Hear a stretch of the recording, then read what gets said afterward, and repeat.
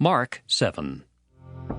Then came together unto him the Pharisees, and certain of the scribes, which came from Jerusalem. And when they saw some of his disciples eat bread with defiled, that is to say, with unwashen hands, they found fault.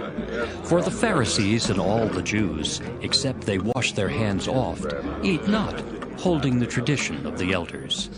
And when they come from the market, except they wash, they eat not. And many other things there be, which they have received to hold, as the washing of cups and pots, brazen vessels, and of tables. Then the Pharisees and scribes asked him, Why walk not thy disciples according to the tradition of the elders, but eat bread with unwashen hands? He answered and said unto them, Well hath Esaias prophesied of you hypocrites. As it is written, This people honoureth me with their lips, but their heart is far from me. Howbeit in vain do they worship me, teaching for doctrines the commandments of men. For laying aside the commandment of God, ye hold the tradition of men, as the washing of pots and cups, and many other such like things ye do. And he said unto them, Full well ye reject the commandment of God, that ye may keep your own tradition. For Moses said, Honour thy father and thy mother, and whoso curseth father or mother, let him die the death.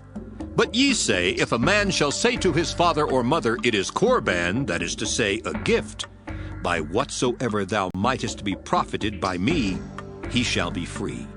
And ye suffer him no more to do aught for his father or his mother, making the word of God of none effect through your tradition, which ye have delivered, and many such like things do ye. And when he had called all the people unto him, he said unto them, Hearken unto me, every one of you, and understand. There is nothing from without a man that entering into him can defile him, but the things which come out of him, those are they that defile the man. If any man have ears to hear, let him hear. And when he was entered into the house from the people, his disciples asked him concerning the parable. And he saith unto them, Are ye so without understanding also? Do ye not perceive that whatsoever thing from without entereth into the man, it cannot defile him? Because it entereth not into his heart, but into the belly, and goeth out into the draught, purging all meats? And he said, That which cometh out of the man, that defileth the man. For from within, out of the heart of men, proceed evil thoughts, adulteries, fornications, murders, thefts, covetousness, wickedness, deceit, lasciviousness, an evil eye, blasphemy, pride, foolishness. All these evil things come from within and defile the man. And from thence he arose and went into the borders of Tyre and Sidon, and entered into an house, and would have no man know it, but he could not be hid. For a certain woman, whose young daughter had an unclean spirit, heard of him, and came and fell at his feet.